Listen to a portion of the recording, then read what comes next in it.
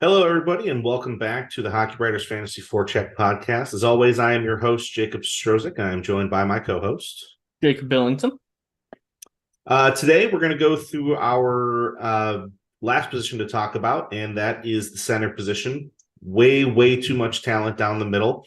So we're going to have a lot to go through. We're going to keep this as concise and quick and thorough at the same time as possible. So let's have some fun. Before we go into our obvious picks, I'm going to question my co-host as always. For this one, who is a center or centers that you feel that nobody really pays attention to that maybe they should? Somebody that kind of stands out to you as a fantasy asset that other people might not pick up on otherwise. Yeah, I really like this question because usually you ask about young guys, and there's just so many it would be impossible to pick from. That's why I didn't do it. But for this one, I'm going to go with Brock Nelson. I think he's one of the most underrated centers in the NHL. Last year, I believe he put up over 30 goals, 75 points, and like nobody knows that off the top of their head. I like Nelson. I don't think I picked him up, so I'm going to agree with your assessment that people might not be paying attention to him. I don't even know if he was rostered in my other league. Maybe it's just because it was a points league. Was he rostered in ours? I don't remember if anybody had him. I couldn't remember, but I have his stats up here: 36 goals, 75 points, 222 shots. Like that's a lot of value. Yeah. That is a lot of value. I'm not going to disagree with you because, like I said, I didn't pick up on it clearly. Yeah. A name that I had that come to mind, Kevin Hayes. I think he has potential for more than what he was doing last year, but he's always a solid fantasy asset. He gets a decent amount of blocks. He gets a decent amount of hits, and he still scores a decent amount of points. So he's not, light the lamp, but he's good enough that you should pay attention to him in the depth, and people might just skip over him for other options or maybe young options that they can do kind of like high or low risk, high reward type thing.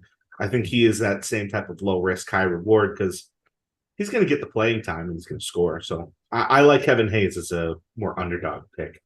Right. And going to St. Louis, like there's a ton of talent in their forward group, but we don't really know the direction of the team. Like, are they still going to be like looking for a playoff spot in the Central Division, which it's certainly possible for them to get back in that hunt even after they sold some assets. But like I would put money on him 20 goals, 50 points. Like that's certainly possible for him. I would have guessed a little higher. I was going to guess like 26 goals and then maybe about 55, 58 points. That was my guess for him. Yeah, but we're not far off. Yeah, that's fair. All right. Well, with that out of the way, let's talk about the most obvious possible picks to grab. These are just hands down going to be top 10 in your draft. Almost no way that they go lower. And if they do, send a gift basket to whoever didn't pick them when you're picking at 11, 12, and 13 or otherwise. First off the list, you got anybody super obvious that we should discuss or touch on? I don't know. It's a real big battle there for the first center spot. Like you got guys like Mark Kastelik on Ottawa. He's up there. No, it's Connor McDavid, and there's no question about it. Yeah, it's end of story. It's McDavid. You take him first overall, and if somebody doesn't take him first overall, start cheering in the streets if you're picking him at 2 because it's pretty much never going to happen. He has pretty much a 100% roster rate on literally every possible fantasy app, and he's the best player in the league, and he's the best player in fantasy. Just grab him. He scores more than anybody else. Number 2 on the list, for me, I would put Draisaitl because for me, it's not a question of if he's getting picked top 3. It's is he going at 2 or at 3? No, I agree, and like he's almost as talented as McDavid. Like he's not going to get the 150 point mark, like McDavid. He's obviously a lock for number 1, but like 60 goals and 120, 130 points. 100% within the realm of possibility, especially playing with McDavid. Now, people say that he's a passenger playing with McDavid and that he's not nearly as good without McDavid, but that's just not true at all. And yeah, so what? Doesn't matter. He is playing with McDavid. He's going to get those points. They all count the same. Yeah, Draisaitl is absolutely the second center to take and the second player to take in the draft. Yeah, even if he didn't play with McDavid, he might drop off by like 10, 15 points in his year, but it's not it's not going to make that much of a difference that he's not worth taking at 2 or 3. Right. Next on my list, there's a bit of you can interchange any one of these next couple of players, but for me would be Nathan MacKinnon. Yeah. Top five pick. The dude just scores points left and right. He's McDavid, but slightly slower. That's what he is to me. Yeah, and it's funny that you say slower because if you like watch his highlight reels, he's like so explosive, but he is still a step slower than McDavid. But no, like you said, like 40 goals, 110, 115 points easily for Nathan MacKinnon if he can stay healthy. Now, can he stay healthy? I don't know. He's usually around that 70 game mark and still is up there in the upper echelon of center points, but especially if he can stay healthy. Wonder if him and Jonathan Drouin can click together a bit again. I don't imagine Drouin is going to be as effective as Landeskog, but he still might help out that line a little bit and maybe bump McKinnon's points up another maybe 5 points, 10 points, just based on the chemistry that they have. They know how each other play.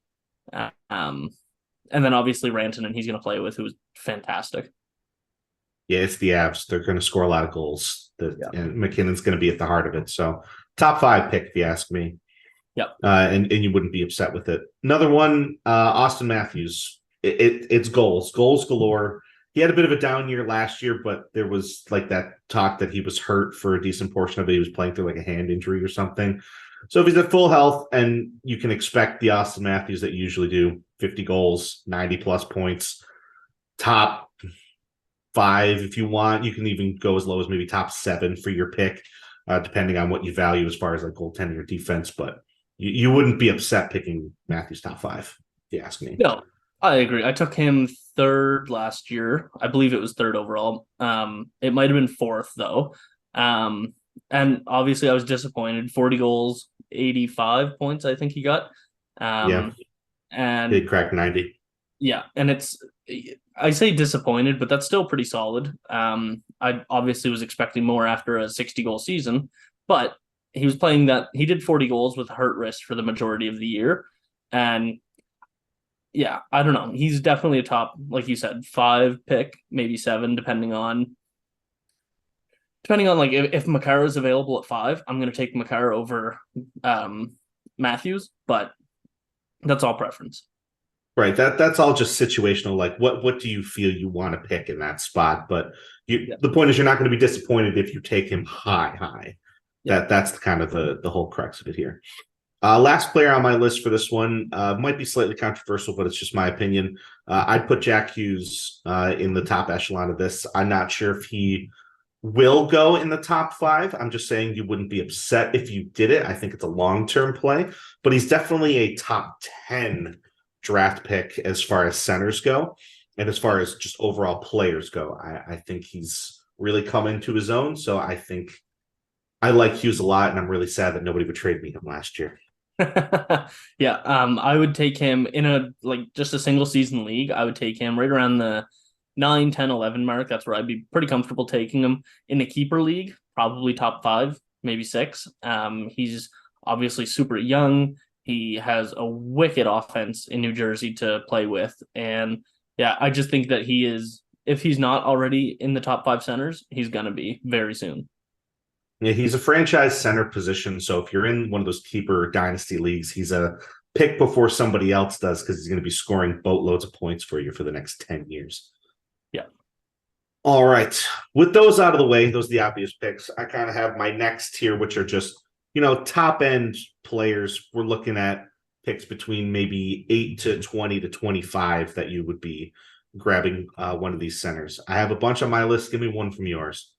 I'm going to go with the hometown guy, Tim Stützle. Obviously, as an Ottawa writer and follower of the team, they are super lucky to have him. He broke 90 points last year in his 3rd year in the NHL. He was 20 entering that season.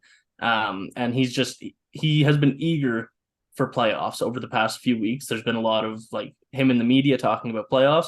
I think he's going to take another step this year, hit the 95 to 100 point mark.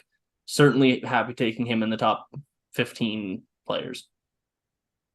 I love Stützle. He's another player that I tried to trade for. It wasn't just last year. I tried to trade for him the year before because I was like, he's going to be so good as soon as he actually just comes into his own and really claims that top center spot for himself. And he did. He ran away with it. And playing with the types of players that he does in Ottawa is only going to help him, get more points along the way. So I would pick Stützle somewhere around maybe 12 to 15 would probably be my comfortability mark for him. But you're still getting that top end. I don't know if you would put a franchise center label on him, but I would say high-end elite center as far as your keeper and dynasty leagues go. Yeah, absolutely. Well, while we're talking about hometown people, I'll jump into mine. I'll throw Tage Thompson on that list. He has done nothing but progress since he was given that top center spot. Started with 38 goals previous year, and last year he put up 47 goals and was just shy of that 50 goal and 100-point mark. I think he'll push both of those this year. I'm not sure if he'll reach it. He might pull the Jack Hughes and pull up at 99, and it might anger him enough that maybe he'll do 100 points the following year. But, you never know. With Thompson, you get goals and you get a decent amount of assists with it. He's usually pretty split down the middle. So he would be a maybe 16th, 17th overall type pick to me. Yeah, and I would say him and Stützle are pretty interchangeable coming into this season. Again, if you're just looking at this season, and you didn't even mention the 300 shots that he had last year, and I believe he came 5th in the league in shots with that. And it was that's incredibly valuable on top of his almost 50 goals, almost 50 assists. And I think he's going to come in right around the same point total, same goal total, like you said, just maybe take another half step up and push that 100 points. I believe he finished 94 with 47 goals, 47 assists. Yep. And yeah, I think he might be able to add another goal or two and assist or two, and just kind of take that little half step or even quarter step up. I think you're just looking at the consistency. He's probably going to be that 43 to maybe 48 goal scorer, and then he'll push 50 a couple of times type deal. But he's a goal scorer first, as opposed to Stützle, which is a bit more of that, kind of split playmaking to goal scoring style. Yeah. Give me another one from yours. So outside of the top 5 that we talked about, the next one I would take him above Stützle or Thompson, would be Elias Pettersson. He's probably going to have a monster year this year looking for a contract. He is incredible defensively, which, depending on your league, might translate to some points, but he's also 100-point plus player. And like I said, he's coming into a huge year. He's going to have some great line mates to play with. And I think he's incredibly valuable, and you'd be lucky to take him. I would take him right around that 10 mark, maybe a little bit lower, depending on, again, what you're drafting, how you're drafting, but right around 10, 11, I would take him. Yeah, I'm not going to disagree with the positioning. To me, he's 10, 11, 12 as far as that pick goes, because he's got that offensive upside. He really is the driving force behind a lot of that Vancouver offense, besides obviously Kuzmenko and his obscene shooting percentage we talked about. But that's a completely different story. But yeah, Pettersson, top 10, 11, 12. If I were to take somebody slightly ahead of him, maybe at 9 or 10, depending on where it would go, for me, it would be Braden Point. I think being on Tampa and having the weapons that he does, and considering how much he plays with Kucherov, I think that's just duo that you're not really going to be able to stop. And I think Point really showed he's not just, the guy who's behind Stamkos. He's really the guy that is replacing Stamkos. He scored 50 goals. It was ridiculous. He's not going to be your, get a bunch of hits, block a bunch of shots center, but he's pure point scoring center. And I would pick him 9, 10. So slightly above Pettersson for me. That's my opinion, though. Yeah, I think right around the mark that we talked about with Stützle is where I would I wouldn't take him above Pettersson, but I can't even I don't have a valid argument for that. It's just my preference would go towards Pettersson. But like, yeah, he's incredibly underrated. He might have like one of the quietest 50-goal seasons in recent memory. I feel like nobody talked about that. But yeah, like you hit the nail on the head. He's not just the guy that plays behind Stamkos anymore.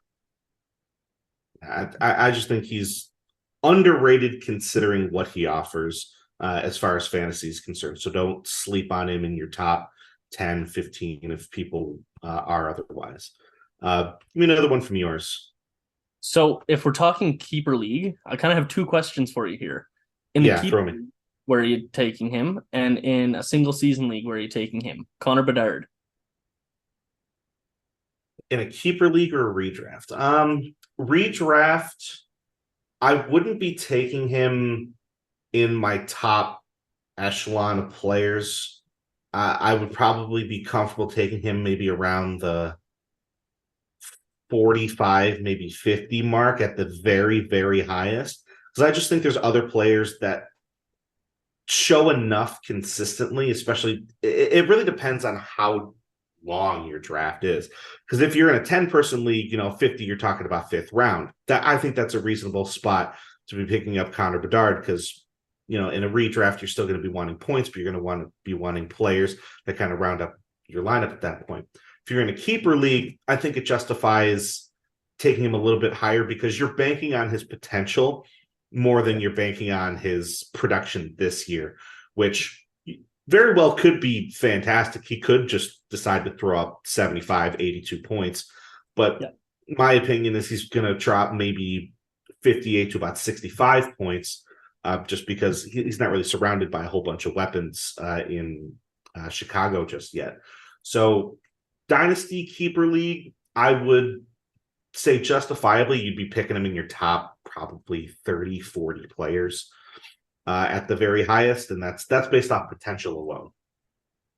Okay, so I'm actually that's interesting. I would take him higher than that in a keeper league. Obviously based on potential.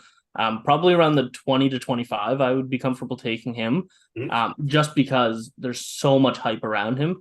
Obviously, that could still come back to bite you. He might pan out to be a fantastic 100-point player, but not the 130-point player, 140-point player, like the comparisons to McDavid that he's getting.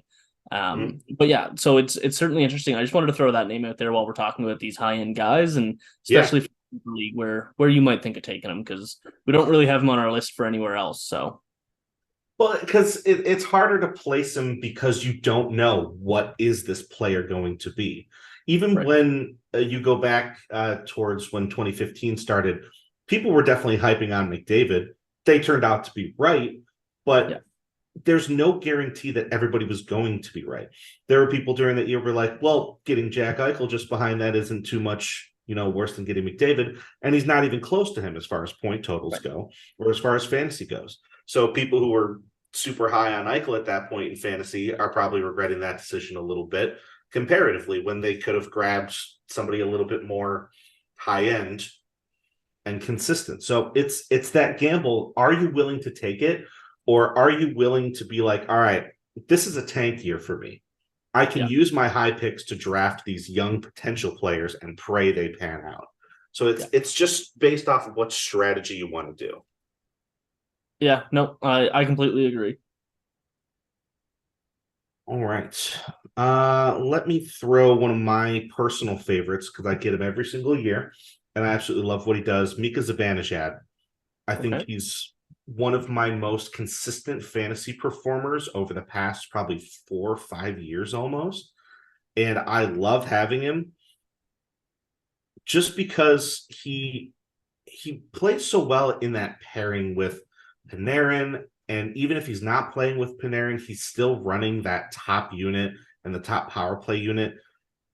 He doesn't need anybody else to score for him. He doesn't need somebody to finish his chances. He does it himself. And he's always been that consistent point per game or better type center. And I think he's just continuing to get better as, the Rangers continue to get better. Yeah, I agree. I'm a huge fan of Zibanejad. He's good for 35 goals, 80 points. Like that's going to be his average year. He can definitely take a step up, and the Rangers are hoping that he takes that step up this year. And has just a huge year. They're looking to do some great things. There's so much forward depth on the Rangers that who knows who he's going to play with. Obviously, it really works with Panarin, and that's the expectation. But you never know; those lines could get jumbled a little bit. They have a new coach coming in, and yeah, I just think that no matter who he's going to play with, he's going to do fantastic. Yeah, I've always just really enjoyed having him on the team because it's the consistency, and I've always preached that throughout every single show that I've talked about. It's just I like consistency on my fantasy roster, and he's not somebody I would justify taking in your top 15, but I'd say 18, 19, 20 would be a good spot to be grabbing somebody like him to really be your top center option, regardless of the type of league you're in. Yeah, no, I agree. I got a few more. Give me one of yours. I'm going to go with Sebastian Aho. Love it. He's not going to have the point totals that a lot of people kind of expect out of him. He could hit that point a game mark and be perfectly fine. But he also could be down like towards 70.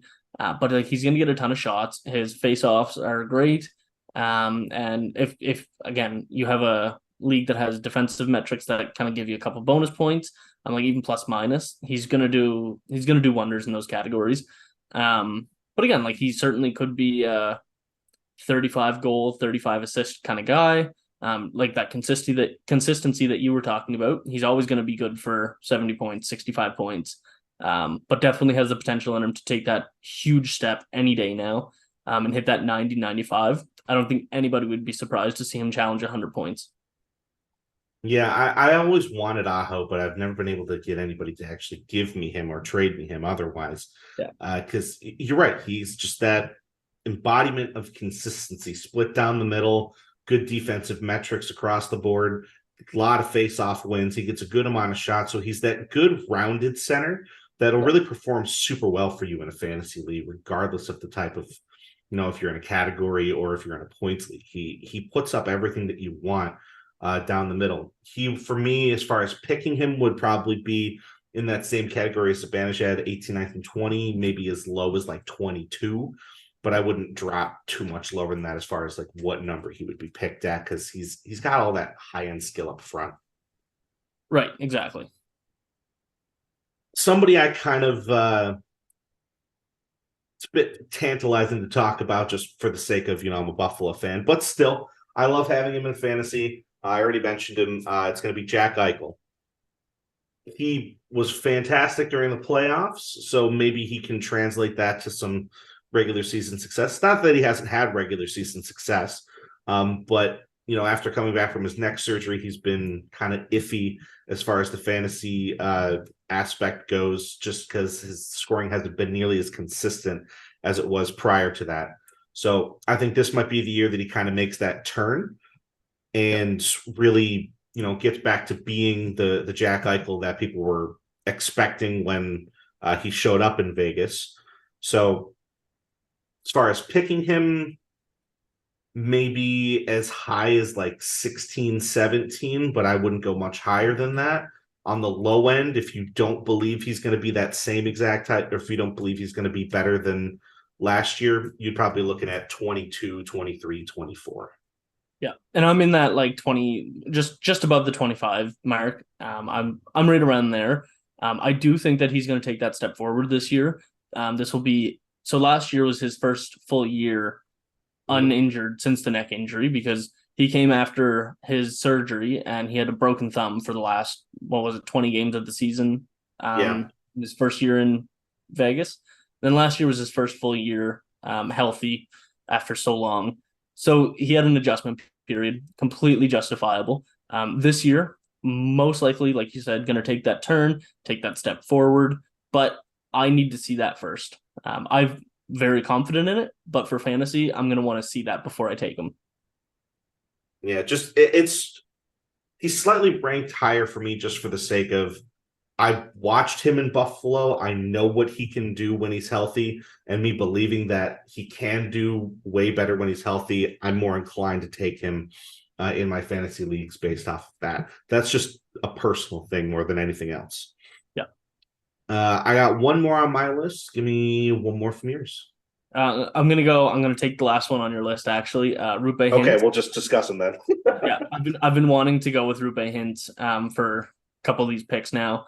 But he's just all the same things that we said about Aho, you can say about Hintz. Like he's just so perfectly well rounded, and does some great things in fantasy too. Like he's not going to get quite as many shots as Aho, but still going to be right around that 35 goal, 35 assists, probably push point a game, and just do all the right things that you need for your fantasy. And like you said with Aho, super well rounded, and he's going to do all the things that you need for your fantasy team.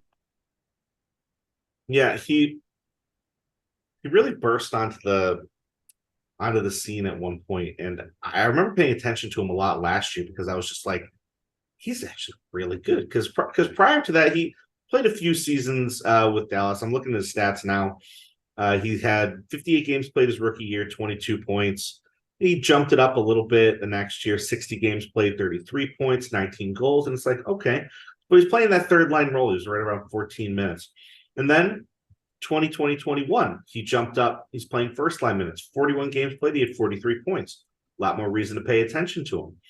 Then 21-22, he's sitting at 72 points in 80 games. And then last year, he's putting up 73 games played, 75 points, and he's just short of that 40 goal mark. He also had 52% on his faceoff, so he's winning a lot of draws. He's got good shooting stats, decent amount of shots. Like you said, it's not, lighting it up. He's right around that 200 mark, but his shooting percentage is right around 15 and a half, maybe 16%. So you're not going to be going wrong with somebody like that, especially when you play with Robertson. Yeah. No, I agree. I like hints as far as where to take him. I'd say right on that 20 mark. It's just what I'm feeling. Like right at 20, I feel like it's just a good spot because he fills the top line center role, and he does everything you want. So that's kind of my round out for the high end centers. Anybody else you want to throw on the pile here? I do. Now that we were talking about Hintz, another name popped into my mind, and I'm going to go with Nico Hischier. Okay. And I would take Hischier above Hintz. He has higher offense, right around the same offense, but I think he might be able to take that next step quicker than Hintz will. And the defensive metrics, like the face-off and all that kind of stuff, they're all pretty well the same. Maybe the edge goes to Hischier. But if we're taking Hintz at 20, then I'll take Hischier at 18, 19. Like it's just barely above him. Very, very similar players. I think Hintz is going to get you more goals, but the point total is going to be right around the same. Hischier will get you more shots, though, which is interesting because he's not going to score as many goals. But yeah, so I think Hintz was around 175 shots last year, and Hischier was at about 250. So he's going to get you a significant more amount of shots, but yeah. Yeah, I like Hischier. I think he just gets overshadowed by Hughes a little bit because of the point scoring aspect and the superstar factor, because he's the personality that is Jack Hughes. But I would say don't sleep on Hischier. He was almost on the next category that we're going to talk about for me, but I was like, he's better than all of these players. He's much more high end. So he's like in between, that sneaky good, but also just is straight up good type pick. So don't be afraid to grab Hischier at the high portions of your draft. For me, he'd probably be my 25th or 26th pick as far as just the number goes. And you're not going to be disappointed, but I don't see any reason why you couldn't take him at 20 instead of Hintz and be, disappointed with it, because he's still that top line center basically in New Jersey, as Hughes is just the superstar factor and flying past everybody. Yeah. All right. Before we go into anything else, real quick, here is a message from the Hockey Writers. Interested in writing for the Hockey Writers? If you have experience writing about hockey, are passionate about the sport, and are looking to take your writing to the next level, the Hockey Writers could be the place for you. Here at THW, you will have the opportunity to hone your craft at one of the world's largest and most respected hockey publishers. You will have control over what you write, be able to seek out media credentials, and be supported by a large network of writers and editors. Plus, you'll get paid for doing it. If you're interested and want to know more about team openings and requirements, please visit the Write for THW page on the Hockey Writers website. A link to that page is also listed in the description. All right, everybody, we are back. Next category we're going to jump into is what I call sneaky good picks. Players are kind of fly under the radar, or ones that people might not otherwise think to take as high as some other people would in their drafts, but still have a lot of fantasy value for a multitude of reasons. I have about 5 players on here. Give me one from yours. I don't know how sneaky it is, but Anze Kopitar. I think a lot of people look at him, and we were actually talking about him right before we started recording. A lot of people think of him now as like kind of getting older and slowing down a bit, which he is slowing down a little bit, but he's still like 65 to 75 points, maybe even pushing point a game. Who knows? But like he still has that offense, he still has that defensive capabilities. And he does all the right things. And like I said, with these two-way centers, a lot of the same things can be said. He's just such a perfect, well-rounded player for fantasy.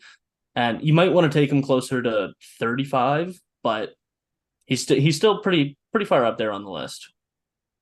Yeah, Kopitar, people are probably sleeping on him also because now Dubois is in town, so they probably assume he's just going to take over that spot. But I don't necessarily mean or think that him showing up there means that Kopitar is going to be the 2 center. I think it's still his team.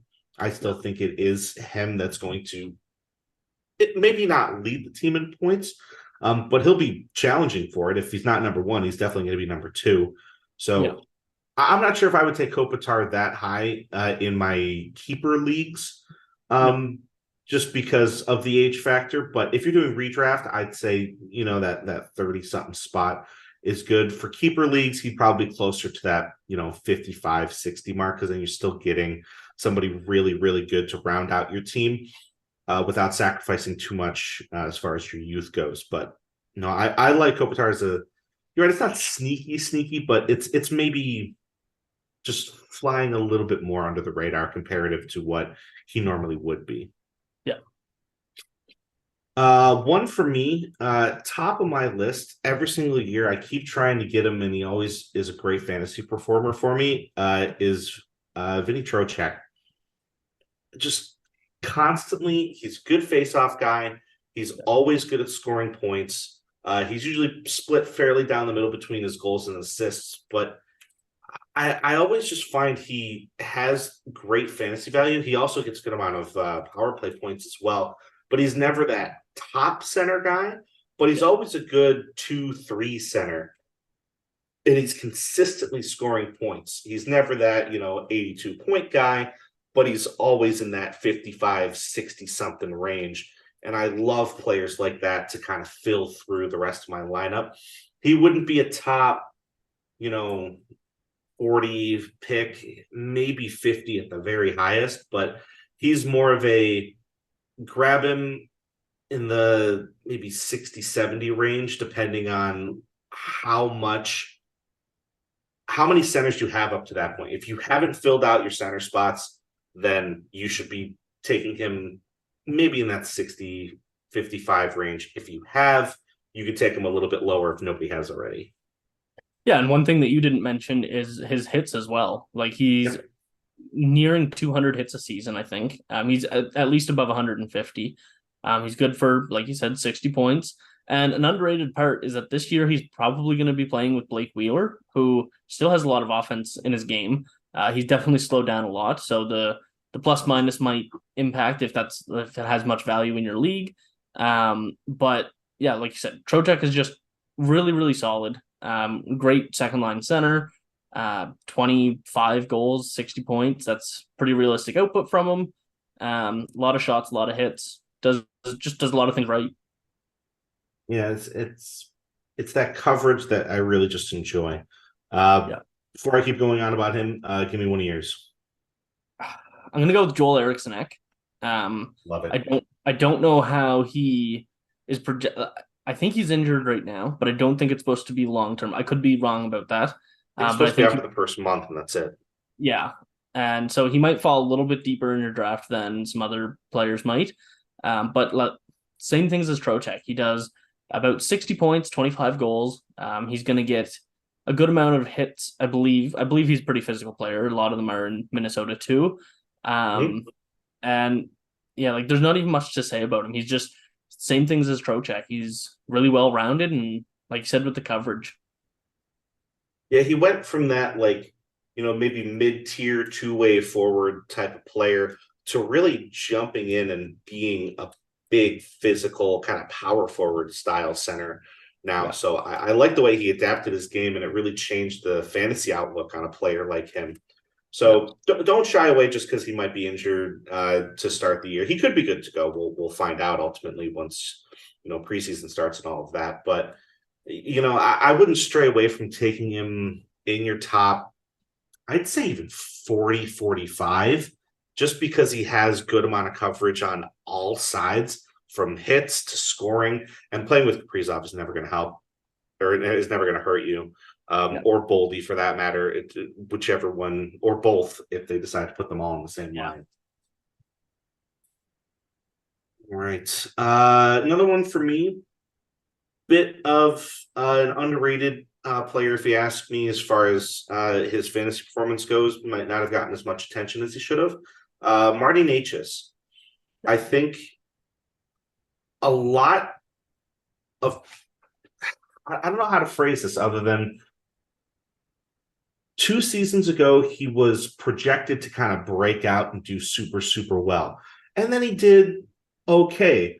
So I feel like people slept on him a lot in last season, and then he really just kind of developed his game and kind of rocketed up, and his point totals really went up to where people were expecting it to the previous year. I think he'll be around, that similar point scoring mark. I think he's going to be good for, that 68 to maybe 75 points. Obviously, he could go higher, but being in that position that he is in Carolina, I really see him as more of that point scoring second line center. And I wouldn't be uncomfortable taking him in my top maybe 38 to 45.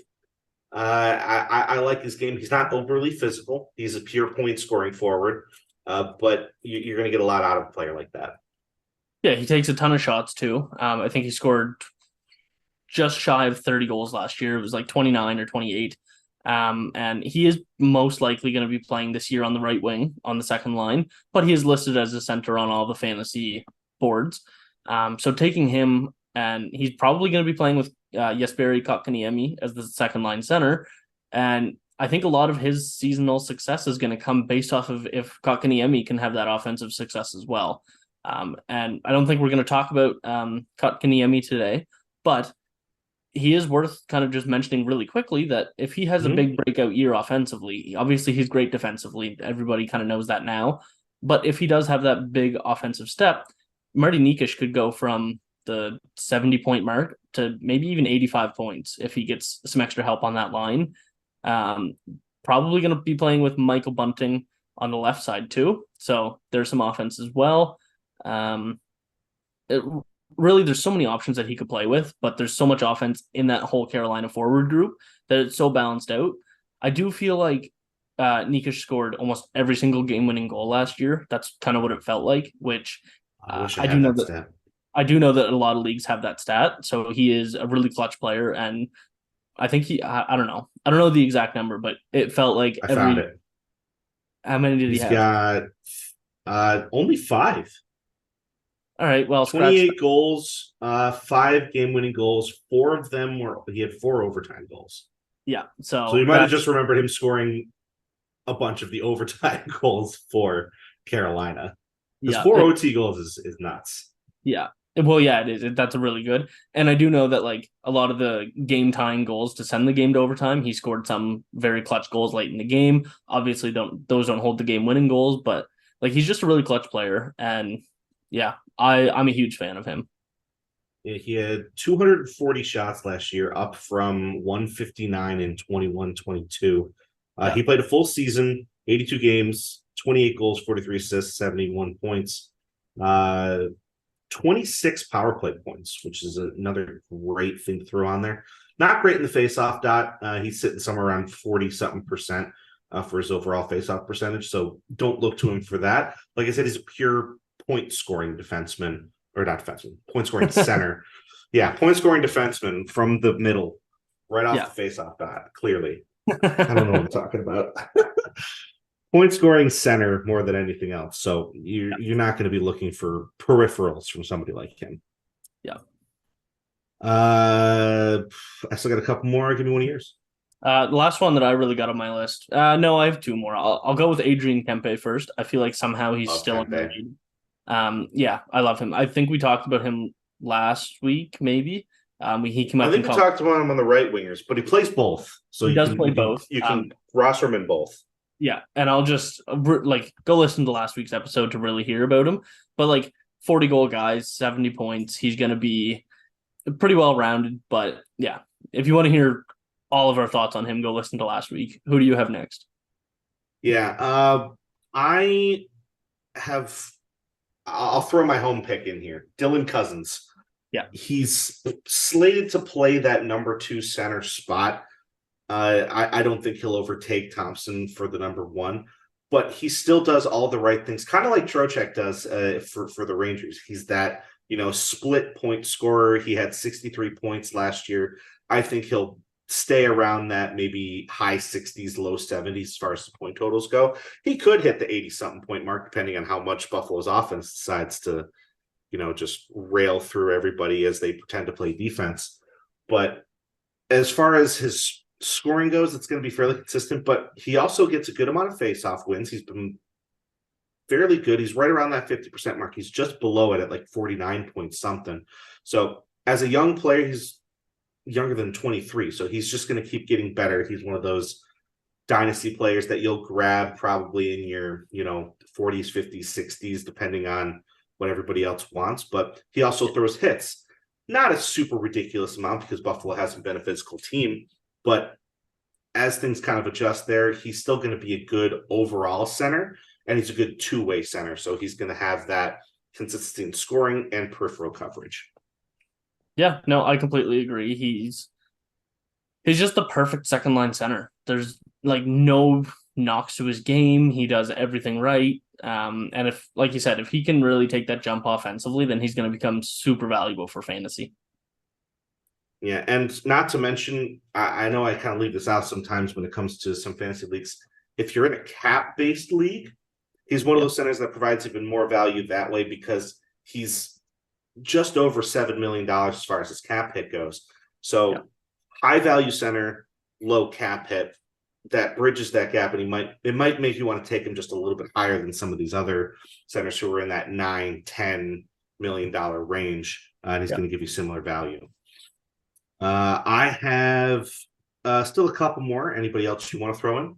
The last one that I got, and I'd love to say Josh Norris, but I don't think I can put him in here after that season, after missing all of last year. So I'll go with, I can almost put this player in hit or miss that we're going to talk about, but I'm going to go with Nazem Kadri. He's definitely got a better year than last year. Not going to be quite as good as 2 years ago, or seasons ago, sorry. And so, 2 seasons ago, he had 87 points. Last year, he had 59 or something like that. He's going to land somewhere in the middle with a new coach. I don't think he did super well under... Pull it up. What was that? I'm pulling him up. Sorry, I'm talking to myself. I don't think he's going to have as down of a season, but he's definitely not going to hit that 87, 85 points wherever he was at. But 72 points, that's completely reasonable for him. He's going to be the second line center on Calgary. They have a ton of offense on that team. And now that they have a new coach, they're kind of going to be able to tap into that offense. Obviously, they traded Toffoli. I'm a huge fan of Sharon Govich, but he's not Toffoli. So yeah, I just think Kadri is going to be able to really step up in Calgary this year and under the new coach have a great year. Yeah, last year it was his highest shot totals of his career, 267. So he's shooting a lot. Managed 24 goals, 32 assists. He had 56 points, 19 power play points. So he was still producing, but I think it was just a matter of the effect of that just bad Calgary offense that was kind of just plaguing them throughout the whole year. I think you're right. He's kind of that sneaky good, maybe hit or miss, like right in between that spot. If you were to pick him, where would you take him in your draft? This is tough. Keeper Just league draft. Keeper league. in a keeper league, I would say right around the 65 to 70, probably. Okay. Right around there. And honestly, in just a single season draft, I would probably maybe the 55-60. Obviously, it all depends on how many players or how many teams you have drafting and how you're drafting so far. But right around the anywhere from 50 to 65, I'd be comfortable regardless of what kind of draft that you have. Yeah, I'd be sitting probably in that 70, maybe 75 range, just because his career stats show he's right around a 60-something point player. So he still has all of that. He gets a decent amount of penalty minutes. He's, solid on his faceoffs. He's sitting right around 50%. So good coverage there. He's just above it. It's like 50.3 something, I think. Yeah. But it's solid, but he does get a little streaky at times. So that's my personal issue where I would drop him just a little bit lower than maybe yours. But that's personal preference more than anything else. Yeah, because he does also play. He'll get hits a year. So yeah. He's good peripheral coverage across the board, but he's never been that, light the lamp every single time except for that 1 year in Colorado. But the rest of the year, he's just been a really good center. Yeah. I'll do one more from my list because he kind of ties into the other one. I want to throw Matty Beniers into the conversation. Yeah. I know he had a very average year as far as centers go, but he had a very good year as far as rookies go. Yeah. So I think jumping into his year 2, he's going to get a little bit more of an opportunity to step up and play a bigger role. I think that'll translate to his points. I think that'll translate to his faceoff percentage. I think that'll translate to a little bit more physicality. I think that'll give him a couple more blocked shots with more opportunity and more ice time. So I think it's just going to go up as far as his numbers are concerned based off of just progression and development. So I think he might be slept on from his middling stats. He didn't crack the 60-point mark. Yeah. But I think he'll be pushing 67 to maybe 70 points this year. I don't know if he'll be leading Seattle in points or anything, but it's like we said before, if one of them has 70 points, then the rest of them are going to have 70 points because they all score the same amount of points. Right. But it's just a matter of which one you want to grab. I think Beniers is a better long-term play because they'll probably try and lock him up to some stupid low contract, maybe for that $8 million mark, or maybe 9, depending on how much he really develops. So long-term for your salary cap leagues, he might be worth picking up in a year or so. But for your redrafts, I'd be comfortable in that, 66 to maybe 72 range. Yeah, I completely agree. And like we talked about with Jared McCann last week, Seattle's always going to have that one guy that really steps up for offense. And I definitely see that being Beniers this year. Probably going to hit that 35 goals and probably 40 assists, hit that 75-point mark. That's kind of what I would predict. Does all the right things. He had about 150 shots last year. Pretty impressive season. Obviously, a decent season for a center, but fantastic for a rookie, and he's still growing on that. I do think that he's gonna keep building off that. Obviously, he's still young, so yeah, he's definitely great to take, especially in a keeper league. Definitely worth taking high. And by high, I mean in a keeper league, I would say around the 55. And then in just a regular one season, I would say 65, like not too much lower. I do think that he can have a pretty big year. So my other hot take is I still think he will maintain a top center spot over Shane Wright, even when they're both developed. Is that a hot take? I think he will. Because I don't know. Just based off of potential, you could probably say that Wright should overtake him. Yeah, that's fair. But it's a quote unquote hot take, I guess. Yeah. I do have one other player I kind of want to throw in there, and I'm going to go with a rookie. We already talked about Bedard. I'm going to go with Logan Cooley. I think that I he love is Cooley. going to have a pretty big season on Arizona. I'll give you my hot take for the season. Yeah. Arizona is top 10 in the West. Ooh, I like that. Yeah. I don't have any reason to disagree with you. I love Arizona's prospect system and the Yeah. team that they are building, and I absolutely adore Vejmelka as a goaltender, both for fantasy and just as a player. Yeah. So I think Arizona is just a sneaky team this year. Yeah, I agree. And he's going to be that second line center. I don't know exactly what their lines project to be, but they have some pretty good wingers that he'll probably end up playing with. And like Arizona is very quietly a pretty decent team. Like he might be playing with Jason Zucker, who scored 27 goals last year, Matthias Michelli, who had a fantastic rookie season, Dylan Gunther, who's going to be a great rookie, maybe even Clayton Keller. Like there's so many wingers he can play with and just do excellent Who's that things other for him. kid? Hayden, right? Barrett Hayden. Barrett Hayton, yeah, he'll be the first line center, but Cooley could take that. I think Cooley could. I think Cooley might take it. I think it'll depend on training camp. Maybe not right off the bat, but I bet you he overtakes him by December if he Yeah. really Oh, pops off like he should. is Nick Schmaltz center or wing? I know he plays both. He plays both, but he mostly plays center. I think he was the two center for a while. It'll be interesting to see how that shapes out. But if Logan Schmaltz Cooley's another sneaky pick. he also is, yes. But yeah, have to see how their lineup shakes out. And if he's near the top of the lineup, I think he's a fantastic pick around the anywhere from 65 to 80, wherever you're comfortable. Could be a great pick for you. Yeah, the moral of this story is don't sleep on Arizona this year. Just because they were bad and just because they have been bad doesn't mean that they will be this year. Yeah. There's a lot to like about Arizona. So don't sleep on them in fantasy just because of recency bias more than anything else. Yeah. All right. Let's drop into our second list category. We got hit or miss players. I only have a handful here. Yeah. Should be pretty quick just because they're kind of similar in the reasons that they're hit or miss. I want to start off and talk about probably one of the bigger names on my list, Nick Backstrom for the Capitals. Yeah. Can he stay healthy? Because if he does, the man is an assist machine.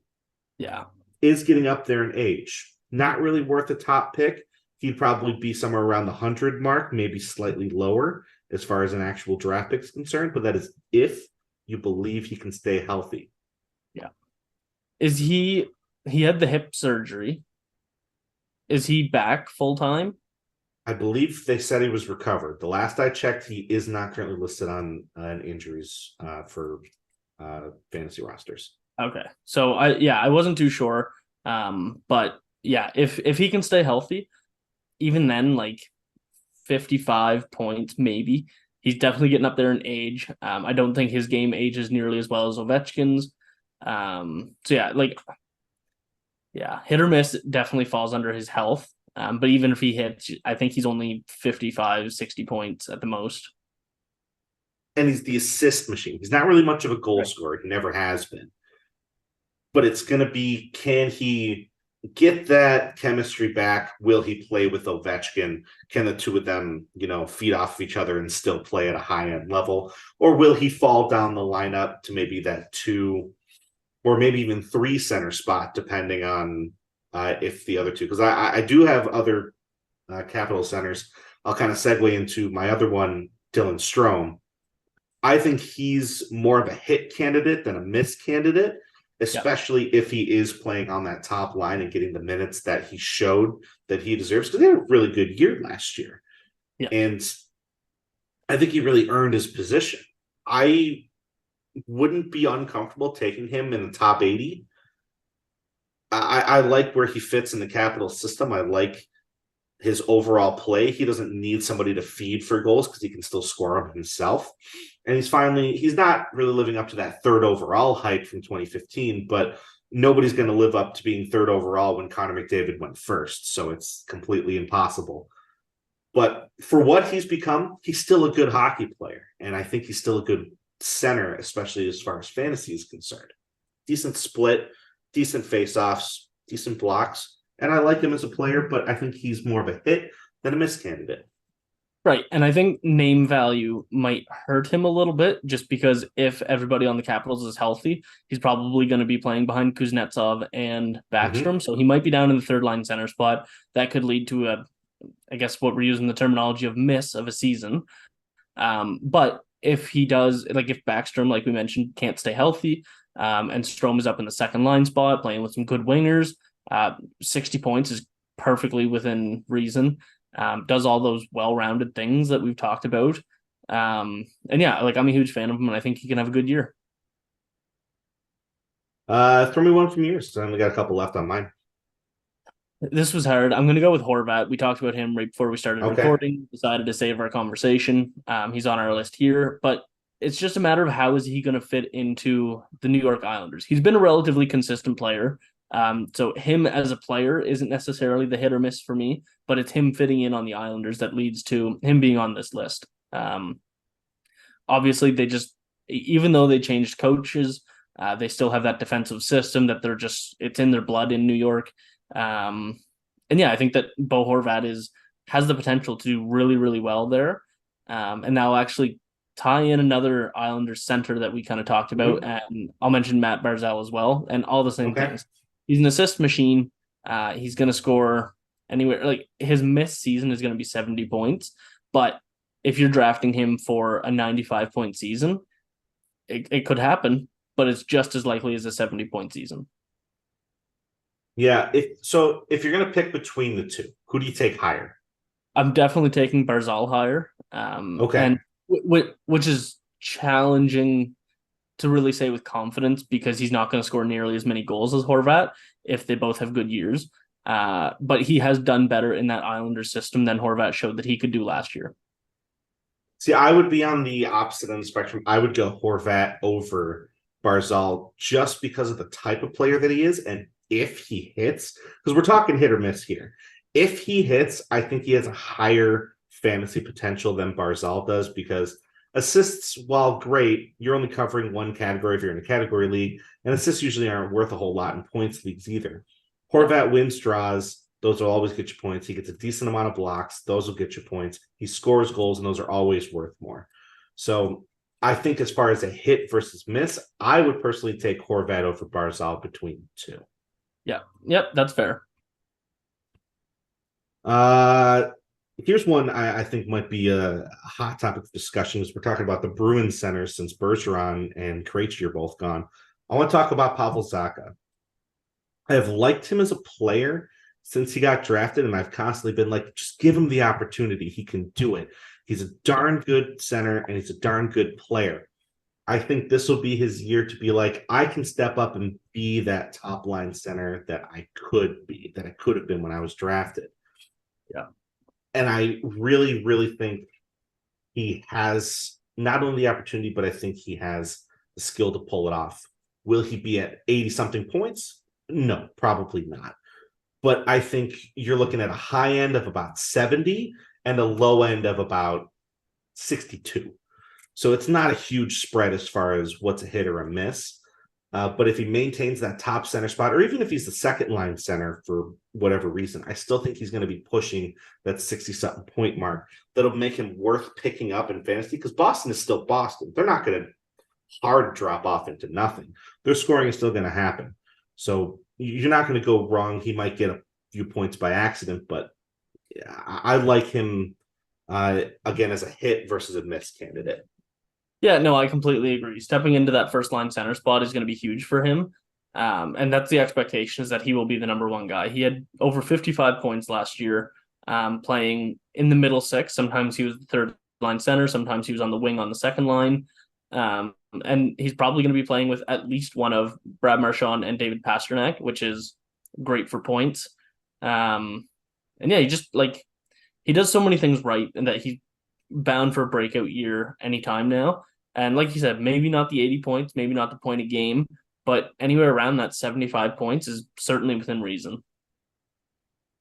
I think that Boston center depth is definitely going to get people to maybe stray away from him. Yeah. But remember, he still might play with Pastrnak. If you see him lined up with Pastrnak in the preseason, grab him. because he's going to start scoring assists by accident. And I'm going to kind of add in another name that pretty well the exact same conversation can be had just with a little bit less offense is Charlie Coyle. I just looked him up. He had 45 points last year. That's quite solid. And if he plays in that number one center spot, then just as possible for him to hit that 65-70, maybe instead of as high as Pavel Zacha. But yeah, who knows who takes over that role and how they fit in. Coyle's also more physical, so he's going to get you more hits on top of that as well. So if he's playing that top line center spot, you're going to get even more value out of him. I'd still be picking, unless you're seeing a guarantee of he's playing with Pastrnak on the top line. Comfortably, you're picking him 85, maybe 80. All right. I only have one more from this list from Vegas, William Karlsson. He's kind of slid down their depth chart a little bit with Eichel being there and with Stevenson being there. Yeah. But he's still a very good center.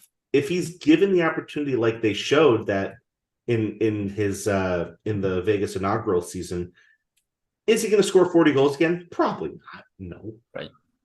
But, if he's put in the right position and if he's given the right line mates, he's going to be a very productive center for you. And he's a good two-way player as well. He can win draws. He does block shots. He scores not a super ridiculous amount of points, but he can. And if this is such a big if, that's my problem with it, that if he is in the top six and he's with, maybe Riley Smith, he's probably not going to play with Marchessault.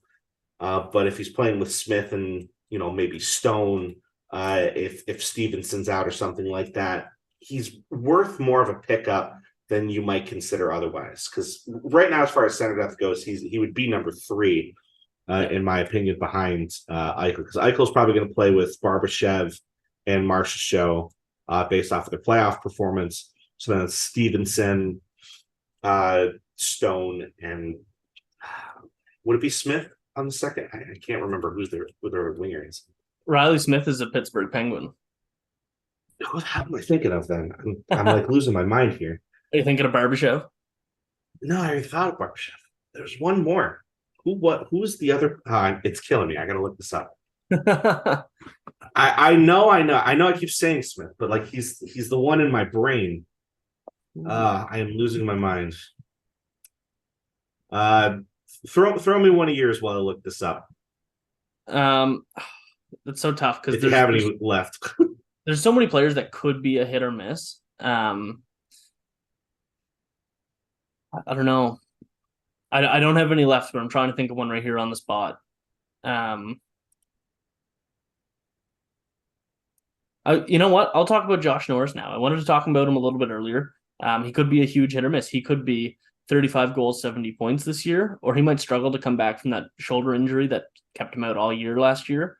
And like, you have no idea what to expect with him. He's probably going to be playing with, he'll be playing with Drake Batherson and either Claude Giroux or Vladimir Tarasenko. Probably going to be Giroux because they're both goal scorers if Tarasenko's on that second line.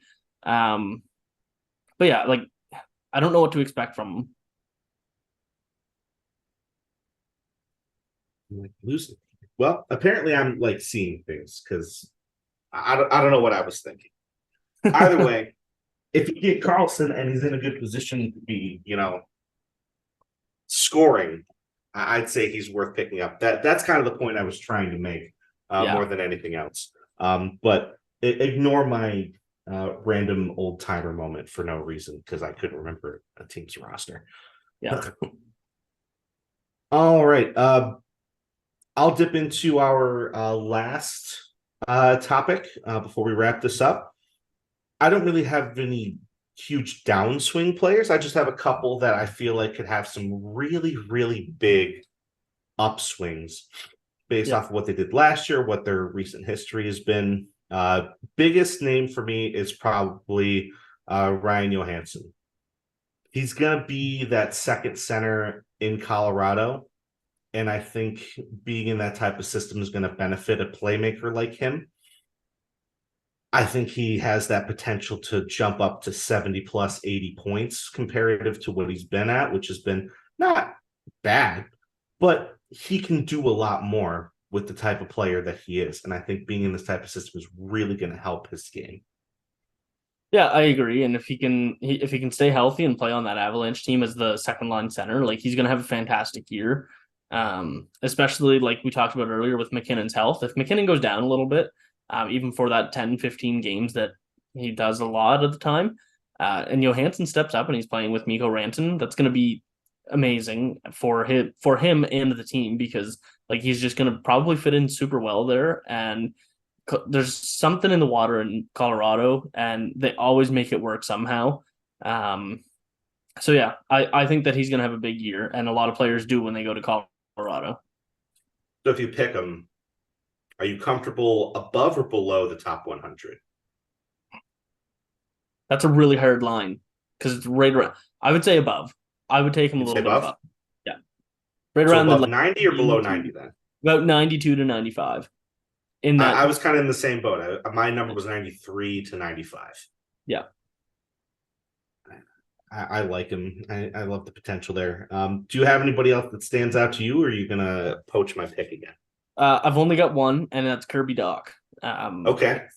How he does on Montreal is really intriguing to follow, because they have Nick Suzuki and Kirby Dach, obviously, but they also have Sean Monahan and Alex Newhook. So those are four centers that could all play in the top six. So I don't know who's going to play where, but if he is that second line center, he might be on the wing. They tried that a lot last year. If he is in center position in the top six, that's going to be fantastic. If he's on the first line with Caulfield and Suzuki, even better. He could probably put up 60 points and have a great year. I really like the way he developed last year in Montreal. Yeah, I love Dach as a player. I'll never forget the shock I had on my face when he got traded there. But he's just a really good young player, and there's a lot of potential to score higher there. You mentioned somebody else that kind of caught my brain, and I was looking at earlier. You mentioned Sean Monahan. Yeah, he is a fly under the radar player right now, because he's definitely not getting nearly as much attention as he was when he was in Calgary as their top center for a bunch of years. Yeah. But even playing in Montreal right now, he had good stats. Not amazing. He's been injured. But when he's on the ice, he's playing well. And one thing in particular, if you need faceoffs, you should have Sean Monahan. The dude has like a 57% for his faceoff percentage for his career. It is ridiculous. Yeah. So I need to throw that in there. But I'm not going to disagree with Dach as an overall, big upswing potential, especially as far as young players are concerned. Yeah. Second one I have on my list to kind of round out is Evgeny Kuznetsov. We're talking about all of the Capitals centers here, because nobody really knows how Capitals are going to finish this year. Are they going to be amazing, or are they going to be average? Guess we'll find out. A lot of it seems to be riding on these centers, if you ask me. But as far as fantasy goes, he was probably one of the biggest disappointments last year, because he's normally a goal scorer. Kuznetsov is normally that guy that's going to drop you 20 plus, maybe 30 goals, and play in that top center position with Ovechkin, be on the top unit, get a bunch of points left and right. He was more of an assist machine last year, and he didn't really have that much as far as his goal scoring went. I think this year will be his bounce back. I think he has the potential to do it. And it really is going to come down to, is he going to be given the opportunity? Or I remember earlier in the summer, there was talk about him possibly even getting traded. So, if he gets traded to a decent team, if he's playing the top center role there, I still think he's going to become better than he was last year. And he's poised for a big upswing as opposed to a lateral or a downswing. Yeah, like it's so hard to predict how he's going to do, because you just don't know what's going to happen with the Capitals. Are they going to be pushing for the wild card spot? They might be the bottom of the division. Who knows? Like it's just so hard. But if Kuznetsov can have a good year, I think a good year for him looks like 70 points, especially playing on that top line with Ovechkin. 37 goals. Yeah. So I do think that he has the potential to have a great year, but it's just so hard to predict. And for me, I wouldn't take him unless I can get him like as a steal in like the 120s, like just like at the end of the draft. Yeah, I value wise, I could see somebody justifying taking him right around that 100 point or 100 pick. Sorry, pick, yeah. Yeah, the 100th pick. I could understand the justification behind that. I wouldn't take him that high. But if I could get him as a steal, absolutely. And yeah, I'd be looking at that like 120 mark too. Yeah. So. All right. Well, that's all the players I got. Anybody else stand out to you that you want to bring up for any other category or just in general? No, I don't think so. It's really tough with centers because so many people are listed as a center that have not taken a face-off in their life. And there's so many people that take so many face-offs but play wing but aren't listed as center. Like it's just so confusing sometimes. And like Steven Stamkos, I believe on Yahoo is listed only at center, and he's not going to play center this year. Yeah, he plays wing. Yeah, he's a winger now, and they're not Giroux's really listed at center wing too still, I think. Yeah. Giroux, yeah, he didn't play any center last year. He does take a lot of faceoffs though. So I can kind of understand that, but I don't know. It's just so tough. And one thing I will say is that if you have the choice between a player that is only center and somebody that is center wing, always take the one with multiple positions. Oh, yeah. Always take center wing over center. Unless their name is Connor McDavid, then shut up and take him at one. Yeah. But hey, as far as that goes, that's going to be about it. Thank you again, everybody, for tuning into this week's episode of Fantasy Forecheck. For our next show, it's going to be different. We're going to do our top 10 choices each for the individual positions. So center, left, right, defense, and goalie. And kind of how we would personally rank them. So we'll see how similar or different those rankings go, and everybody can fight in the comments or with us on Twitter if you so desire. I feel like that'd be kind of fun. But either way, it should be a good episode. We'll be doing that next time. Don't forget to subscribe to the podcast on your preferred listening channels and to the Hockey Writers podcast and YouTube channels, where you can find everything else hockey related. You can always follow me on Twitter at Strozyk7. And mine's at Jacob Billington. You can feel free to drop us a like, tweet at us, or anything else, and we'll keep you up to date on all things fantasy throughout the year. Thanks again, everybody, for watching, and we will see you next time.